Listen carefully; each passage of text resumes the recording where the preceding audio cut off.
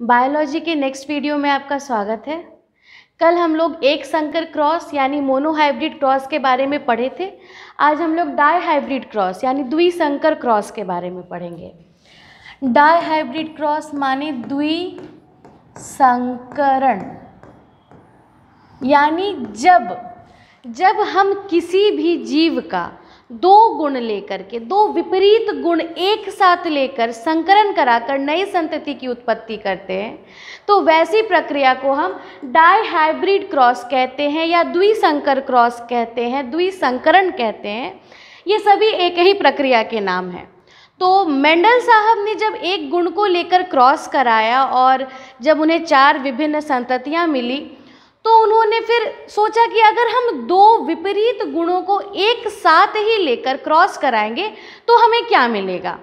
तब उन्होंने क्या किया कि उन्होंने मटर के 7 गुण में से 2 विपरीत गुणों को लिया। जैसे हम लोगों ने कल जाना था कि एक मटर के पौधों में 7 विपरीत लक्षणों या विपरीत गुणों के जोड़े मिलते हैं, तो उन्होंने 2 जोड़ों को उठाया। जैसे मान लेते हैं कि सबसे पहला गुण हम बीज का प्रकार लेते हैं, बीज का प्रकार। तो बीज के प्रकार में हम लोगों ने क्या देखा था कि बीज कितने प्रकार के होते हैं? 2। पहला था राउंड, और राउंड का विपरीत क्या था? रिंकल्ड, यानी झुर्रीदार।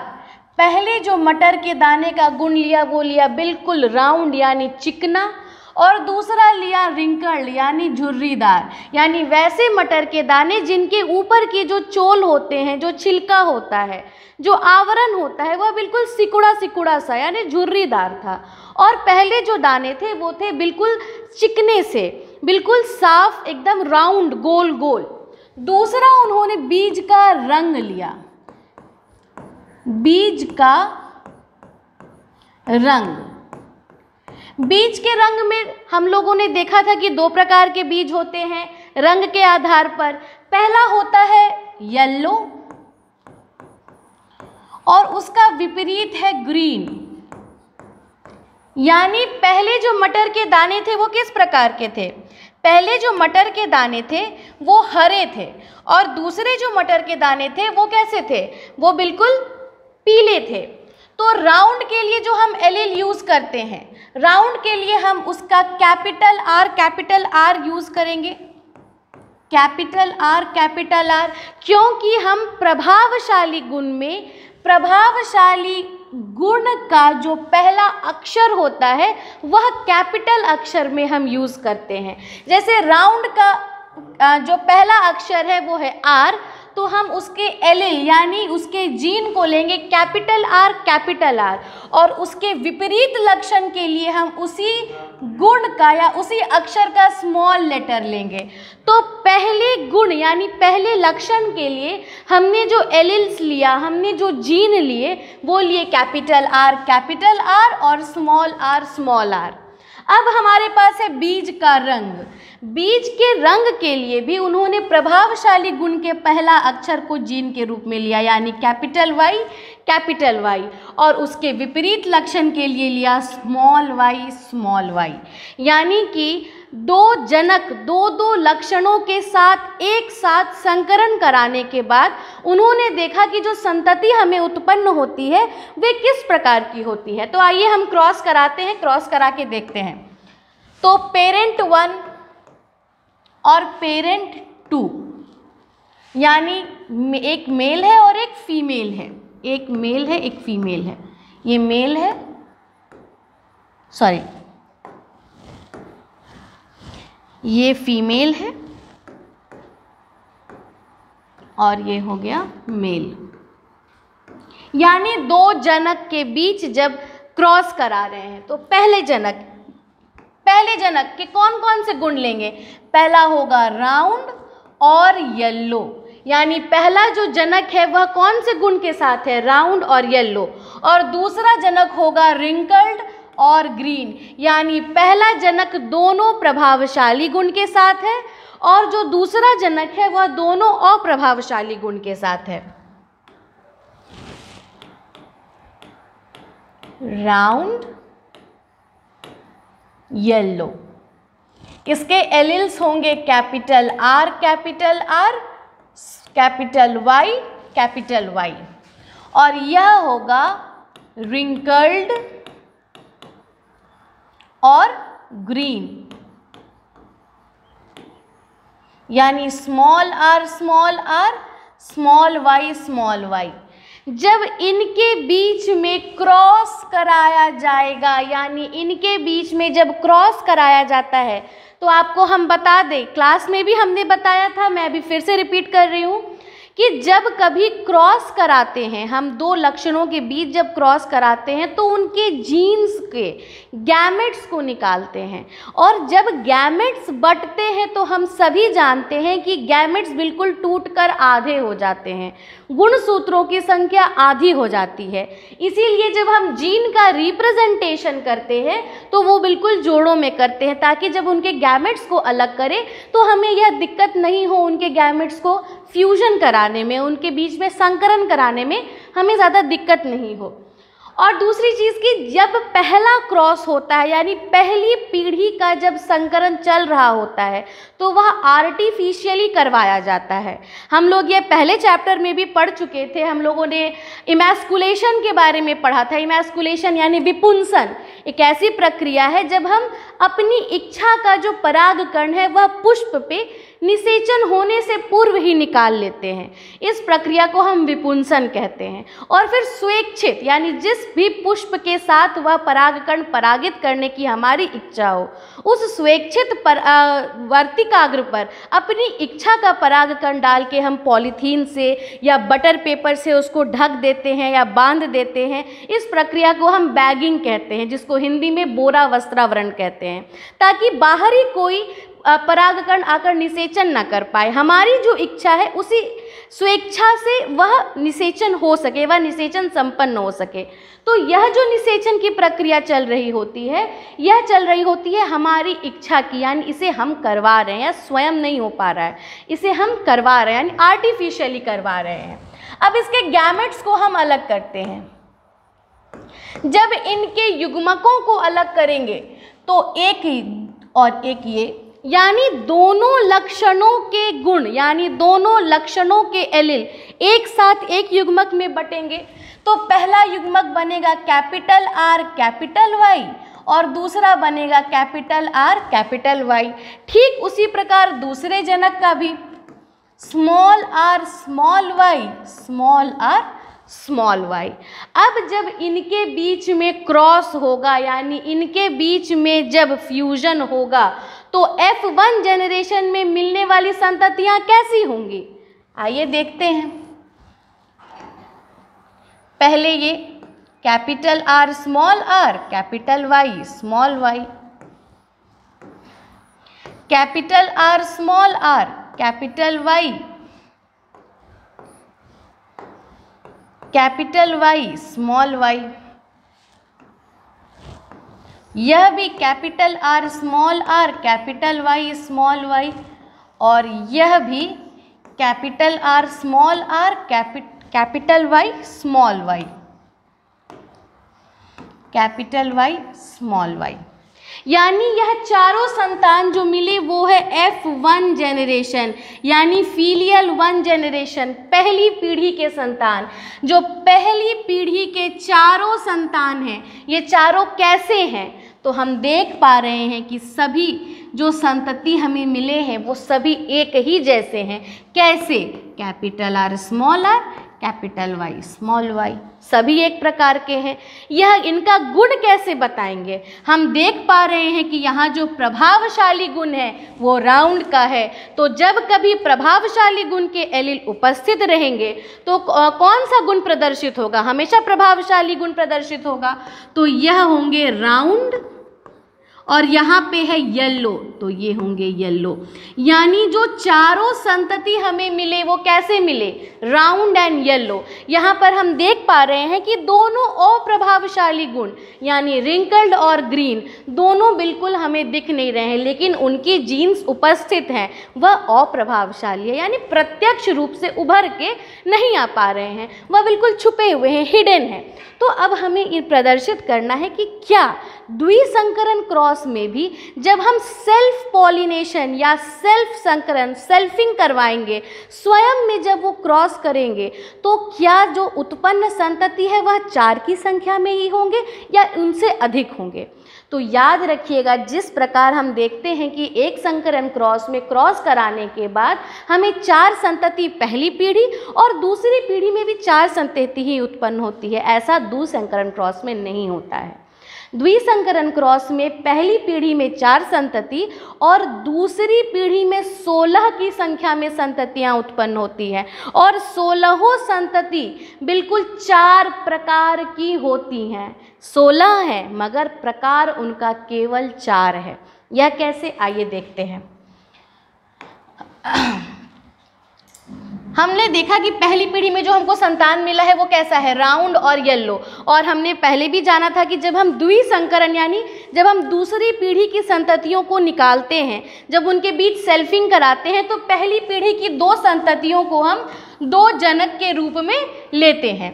तो आइए हम देखते हैं अगला क्रॉस कैसे कराएंगे, यानी दूसरी पीढ़ी का क्रॉस कैसे कराएंगे। तो दूसरी पीढ़ी में भी जो पेरेंट 1 होंगे वो होंगे राउंड और येलो, लेकिन उनके जो युग्मक होंगे, उनके जो एलिल्स होंगे वो होंगे capital R small r, capital Y small y। ठीक ऐसा ही दूसरे पेरेंट में भी होगा। पेरेंट 2 ये भी है राउंड और येलो और इनके एलिल है capital R small r, capital Y small y। अब आपको बता दें कि इस क्रॉस को अगर हम नॉर्मली चार्ट बनाकर करेंगे तो यह बनाना हमारे लिए मुश्किल हो जाएगा। अगर हम पेन से इसके क्रॉस को कराएंगे तो हमें युग्मकों का पता करना मुश्किल होगा, क्योंकि एक संतान के 4 प्रकार के युग्मक उत्पन्न हो रहे हैं। यही एक संकरण में नहीं होता है। एक संकरण में एक संतान के जो युग्मक होते हैं वह बिल्कुल एक ही प्रकार के होते हैं, लेकिन द्विसंकरण क्रॉस में चूंकि हम 2 गुणों को लेकर चल रहे हैं तो दोनों गुणों के, दोनों लक्षणों के प्रभावशाली गुण और अप्रभावशाली गुण एक दूसरे के साथ मिलकर 4 प्रकार के युग्मकों का निर्माण करते हैं। कैसे? तो देखिए, जब इनके गैमेट्स को हम निकालेंगे, तो जब एक संतति का ही हम गैमेट्स निकालेंगे, दूसरे एक जनक का ही गैमेट निकालेंगे, दूसरे जनक का भी गैमेट समान होगा, क्योंकि उन दोनों के जो एलिल्स हैं वो बिल्कुल एक जैसे हैं। जैसे पहला गुण है R small r, capital Y small y। ये हम गैमेट्स निकाल रहे हैं, तो एक बार ये R इस Y के साथ, एक बार एक Y इसके साथ, तो capital R capital Y small r capital Y, ये पहले 2 युग्मक हुए। दूसरा capital R small y small r small y। तो यहाँ हम देख पा रहे हैं कि पहला गैमेट क्या बोलता है, पहला गैमेट बोलता है कि हम राउंड एंड येलो हैं। दूसरा गैमेट बोलता है कि हम रिंकल्ड एंड येलो हैं, रिंकल्ड एंड येलो। तीसरा है round and green, round and green. और चौथा है रिंकल्ड एंड ग्रीन। तो ये 4 युग्मक हमें मिले एक जनक के, यही 4 युग्मक दूसरे जनक के भी होंगे। इसके संतति यानी दूसरी पीढ़ी के संतति को निकालने के लिए हमें पुनेट्स स्क्वायर का निर्माण करना होगा। पुनेट्स स्क्वायर में जब हम चारों संततियों, दोनों संततियों के युग्मकों को लिखकर जब हम 16 संतति निकालेंगे तो हमें आसानी होगी, हमें सहूलियत होगी। उसके लिए हमें पुनेट्स स्क्वायर बनाना होगा।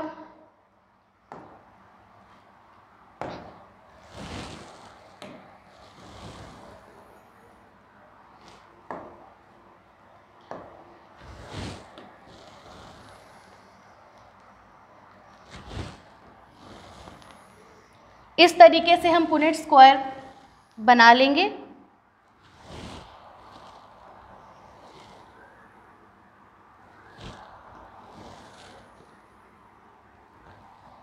चारों युग्मकों के लिए दोनों तरफ से, मेल गैमेट और फीमेल गैमेट दोनों के लिए, इधर जो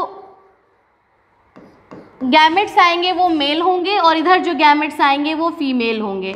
यानी ये हुआ पेरेंट 1 और ये हुआ पेरेंट 2। तो पेरेंट 1 के कौन कौन से गैमेट्स हैं? यहाँ पे देखिए, capital R capital Y, small R capital Y, capital R small Y, small R small Y, capital R capital Y, small R capital Y, capital R small Y, small R small Y. यही चारों gametes हैं।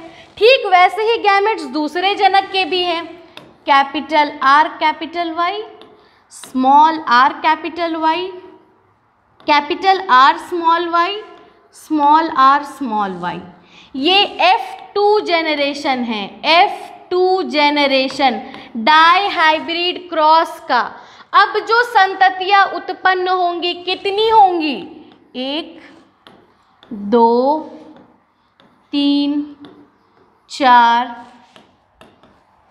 5 6 7 8 9 10 11 12 13 14 15 और 16। कैसे देखते हैं? पहले इन दोनों के बीच में क्रॉस होगा तो हुआ capital R capital R, capital Y capital Y. यानी एक समान के जो लक्षण है वो एक साथ लिखाएंगे। जो एक समान, जैसे राउंड राउंड के साथ लिखाएगा, येलो येलो के साथ लिखाएगा। ठीक है। अगर ग्रीन भी रहेगा तो वो यानी कि दूसरे जो एक जैसे लक्षण है, जैसे टॉल है तो टॉल ड्वार्फ के साथ ही जाएगा, ग्रीन है तो वह येलो के साथ जाएगा। यानी जो एक कैरेक्टर हमने लिया है वो एक कैरेक्टर उसका विपरीत कैरेक्टर के साथ ही उन दोनों के एलिल्स एक साथ लिखाएंगे। ये कंफ्यूज करके नहीं लिखिएगा कि capital R capital Y, capital R capital Y. ऐसे हमारे एलिल्स क्या होंगे? मिसमैनेज्ड हो जाएंगे। जो एलिल जिसका है वो उसी कैरेक्टर के साथ जाएगा। अब ऐसे सारे संतति हम निकाल लेंगे।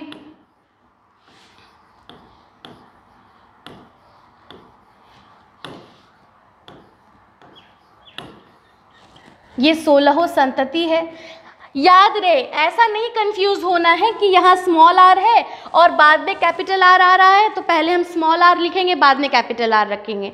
जब कभी भी प्रभावशाली गुण आएगा, तो मैंने पहले वीडियो में भी बताया था, फिर बता रही हूँ कि जब कभी प्रभावशाली गुण आएगा तो प्रभावशाली गुण का जो एलिल है वो पहले लिखाएगा, बाद में अप्रभावशाली गुण का लिखाएगा। जैसे capital R small R, capital Y capital Y, capital R capital R, capital Y small Y, capital R small R, capital Y small Y, small R capital Y, small capital R small R, capital Y small Y, small R capital Y small Y, capital R capital Y small Y, capital R small Y small Y, capital R small Y small Y, small R capital Y small Y, capital R small Y small Y, small R small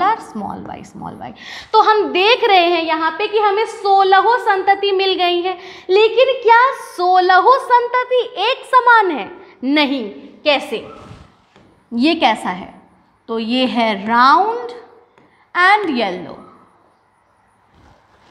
ये round yellow,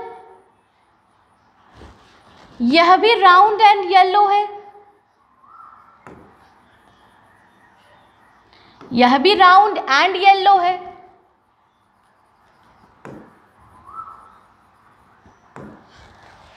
इस तरह से हम 16 संतति के भौतिक लक्षण को लिखेंगे, यानी फिनोटाइप को लिखेंगे। राउंड येलो, यहाँ पे अप्रभावशाली गुण दिख रहा है तो यह हो जाएगा रिंकल्ड एंड येलो। यह round and yellow,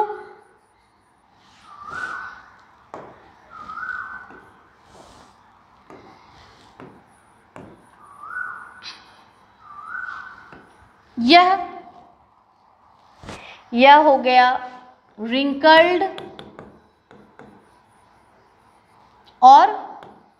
yellow,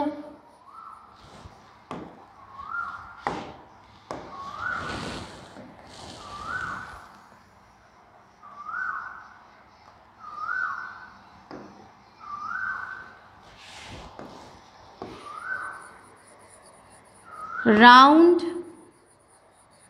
yellow, round yellow,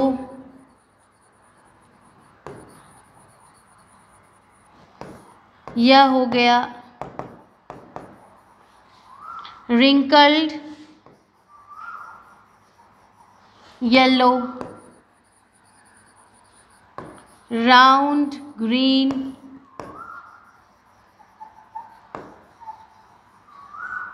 round green,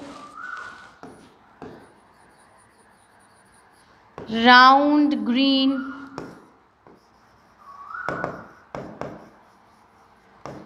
wrinkled green. तो यहाँ हमने जीनोटाइप के साथ साथ फिनोटाइप कैरेक्टर्स भी 16 संतति के लिख दिए। तो हम देख पा रहे हैं कि 16 संतति के भौतिक गुण और उनके जो जेनेटिक यानी आनुवांशिक गुण हैं दोनों बिल्कुल अलग हैं आपस में। कैसे? अब इनके अनुपातों को भी निकालेंगे। तो सबसे पहले हमें निकालना है फिनोटाइपिक रेशियो। तो फिनोटाइपिक रेशियो क्या होता है? कल भी मैंने बताया था कि जब कभी किसी भी जीव का भौतिक लक्षण प्रदर्शित हो तो उसे हम क्या कहते हैं? फिनोटाइप कहते हैं। जैसे यहाँ पे हम क्या देख पा रहे हैं, हमें जीन पे नहीं जाना है, हम एलील्स को नहीं देखेंगे, यहाँ पर हम केवल भौतिक लक्षण को देखेंगे। जैसे राउंड येलो, तो हम देख पा रहे हैं कि कुछ जो है वो राउंड येलो है, उसके अलावा रिंकल्ड येलो है, उसके अलावा राउंड ग्रीन है और कुछ रिंकल्ड ग्रीन है। तो हम देख पा रहे हैं कि भौतिक गुणों के आधार पर 4 प्रकार के संतति उत्पन्न हुए हैं। जैसे कुछ है राउंड येलो, तो राउंड येलो कितने प्रकार के हैं? 1 2 3 4 5 6 7 8 9। इसके अलावा कोई राउंड येलो दिख रहा है? नहीं। तो राउंड येलो कितने हैं? 9। तो इसका रेशियो पहले होगा 9। दूसरा कौन सा प्रकार है? तो दूसरा प्रकार है रिंकल्ड एंड येलो। तो रिंकल्ड एंड येलो कितने प्रकार के हैं? 1 2 3। तो हम देख रहे हैं कि 3 संतति ऐसे हैं जो रिंकल्ड हैं और येलो हैं। तो 3 हो गए रिंकल्ड एंड येलो। अगला रेशियो, अगला प्रकार कौन सा है? तो हम देख रहे हैं कि राउंड एंड ग्रीन। तो राउंड और ग्रीन प्रकार के कितने जीव हैं? 1 2 3। यानी कि 3 संततियां ऐसी हैं जो राउंड और ग्रीन हैं। तो इसका आगे अनुपात लिखाएगा 3। और रिंकल्ड एंड ग्रीन कितने प्रकार के हैं? तो केवल एक। वो कौन सा है? Wrinkled and green.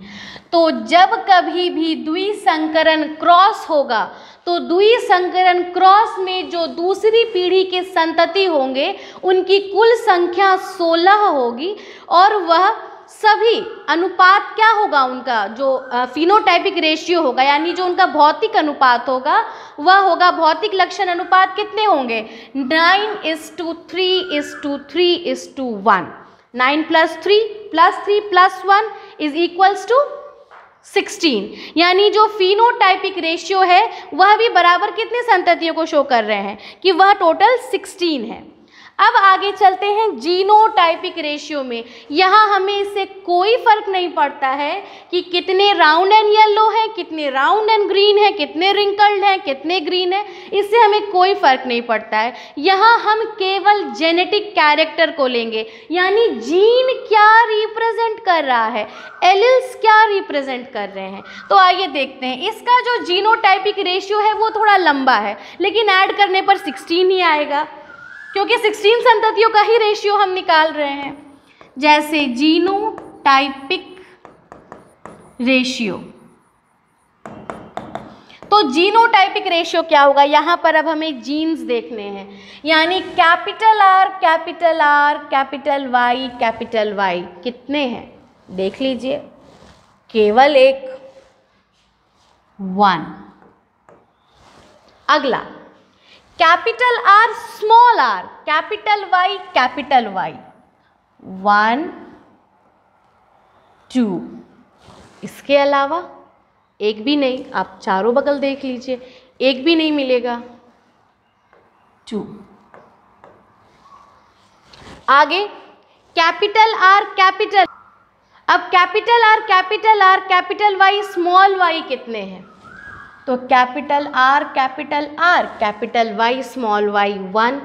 और देखिए, और कहीं, यह दूसरा, और कहीं, कहीं भी नहीं आपको दिखेगा। तो रेशियो क्या लिखाएगा? रेशियो लिखाएगा 2। अब capital R capital Y small Y, how many? 1 2 3 4, यानी 4, अनुपात आगे बढ़ा 4। अब स्मॉल आर कैपिटल वाई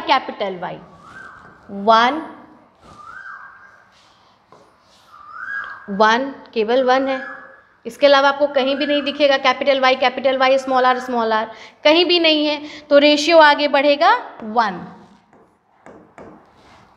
अगला small R capital Y small Y, 1 2, only 2, केवल 2 ही हैं कि स्मॉल आर है और कैपिटल वाई स्मॉल वाई हो। कितने हैं? केवल 2, तो अनुपात हमारा आगे बढ़ेगा, लिखाएगा 2। आगे capital R small Y, how many? 1, बस 1, एक ही है, केवल एक। इसके बाद कैपिटल आर स्मॉल वाई 1 2, अनुपात आगे बढ़ा 2। अब स्मॉल आर स्मॉल वाई, केवल एक, अनुपात आगे बढ़ा 1। आप कैलकुलेट करिए, 16, 1 + 2 + 2 + 4 + 1 + 2 + 1 + 2 + 1, हाउ मेनी? 16। यानी यह अनुपात भी टोटल संख्या क्या दिखा रहा है कि 16 संतति है, लेकिन द्विसंकरण क्रॉस का जो जीनोटाइपिक रेशियो है वह क्या आ रहा है? 1:2:2:4:1:2:1:2:1, यानी कि जब कभी भी हम द्विसंकर क्रॉस करेंगे तो उसका जीनोटाइपिक रेशियो क्या आएगा? यह आएगा। और फिनोटाइपिक रेशियो क्या आएगा? 9:3:3:1। यानी जब कभी भी हम किसी भी 2 लक्षण को लेकर क्रॉस करेंगे, आपके पास 7 लक्षण लिखे हुए हैं, आप 7 लक्षण का द्विसंकरण क्रॉस और एक संकरण क्रॉस करके पता लगाइए कि कितने संतति उत्पन्न होते हैं। ऐसा थोड़ी है कि आपको 18 संतति या 10 संतति ही उत्पन्न होंगे। किसी भी स्थिति में जब आप किसी भी 2 लक्षण को लेकर क्रॉस कराएंगे तो आपको 16 संतति ही उत्पन्न होंगे। उनके प्रकार यानी उनका जो भौतिक प्रकार है वह 4 प्रकार का होगा, और उनके जो आनुवांशिक प्रकार है उनके प्रकार में आपको विभिन्नता दिखाई देगी, क्योंकि प्रत्येक युग्मक प्रत्येक अलग अलग गुणों के साथ 16 नए प्रकार की संततियों का उत्पन्न करता है। तो मोनोहाइब्रिड क्रॉस के कंपैरिजन में डाइहाइब्रिड क्रॉस में ज़्यादा वेरिएशन मिलता है, यानी विविधता आपको अधिक मिलेंगी। और जो आनुवांशिकता है, तो जब आनुवांशिकी का मतलब ही है कि पीढ़ी दर पीढ़ी गुणों का जो ट्रांसफ़र होता है, यानी कि माता पिता से जब संतान में गुणों का ट्रांसफ़र होता है तो उसे हम आनुवांशिकी कहते हैं। तो आनुवांशिक गुण तो हमें माता और पिता से ही मिलने वाले हैं, यानी कि यहाँ 16 संतति में जो आनुवांशिक गुणों का जो ट्रांसफ़र हुआ है वो पूर्व स्थित माता पिता के गुणों से ही हुआ है। तो आप देख सकते हैं कि डाइहाइब्रिड क्रॉस भी में हमें 16 संतति मिले, उनके जीनोटाइपिक और फिनोटाइपिक रेशियो यहाँ आप देख पा रहे हैं। तो आइए हम फिर से एक बार रिवीजन कर लेते हैं। तो डाई हाइब्रिड क्रॉस में हम किसी भी, तो यहाँ चूंकि हम मेंडल के लॉ को पढ़ रहे हैं, मेंडल जी के हम जो उनका जो प्रक्रिया था, उनका जो प्रोसेस था, उनका जो उन्होंने एक्सपेरिमेंट किया, उनके एक्सपेरिमेंट को हम पढ़ रहे हैं। तो हमने मटर के पौधे के 2 विपरीत गुणों को लिया और उनके लक्षण यानी उनका जो विपरीत लक्षण है उनके साथ हमने 2 ऐसी संततियाँ ली, उनके बीच हमने क्रॉस कराया। तो पहली जो क्रॉस होता है वो आर्टिफिशियल क्रॉस होता है, आर्टिफिशियल हाइब्रिडाइजेशन होता है, जो इमैस्कुलेशन यानी विपुंसन की प्रक्रिया से होते हुए गुजरता है। और फिर हम जो लॉ ऑफ इंडिपेंडेंस असॉर्टमेंट है, यानी कि हम जो गुणों को स्वतंत्र रूप से बांटते हैं, तो गुणों को हमने स्वतंत्र रूप से बांटकर उनकी जो पहली पीढ़ी की संतति है, उनके पहली पीढ़ी की संततियों को निकाला। उसके बाद उनसे हम गैमेट्स कैसे निकालते हैं, किस प्रकार हम गैमेट्स को निकालेंगे। हमें तो पता चल गया कि पहली पीढ़ी में जो संतान का जन्म होगा वो राउंड और येलो होगा, उनके गैमेट्स कैसे निकालेंगे। हमने ये पढ़ा कि हम उनके गैमेट्स के प्रत्येक गुण को एक दूसरे के साथ क्रॉस कराएंगे और उसके बाद हमें 4 युग्मक मिलेंगे। चूँकि दोनों संतति यानी दोनों जनक एक समान है, तो एक बार गैमेट निकाल लिया, दोनों जनकों के जो गैमेट्स हैं वो बिल्कुल एक समान होंगे। और जब हम उनके बीच में सेल्फिंग यानी सेल्फ पॉलिनेशन कराएंगे, वो स्वपरागन करेंगे, खुद में क्रॉस करेंगे, तो उनसे 16 अलग अलग प्रकार के संततियाँ मिलेंगी और उनका फिनोटाइपिक रेशियो और जीनोटाइपिक रेशियो यह होगा। तो उम्मीद करते हैं आपको डाई हाइब्रिड क्रॉस समझ आया होगा। अगले वीडियो में हम आगे की टॉपिक्स को जानेंगे और आगे बढ़ेंगे। तब तक के लिए हमारे चैनल को देखते रहिए। धन्यवाद।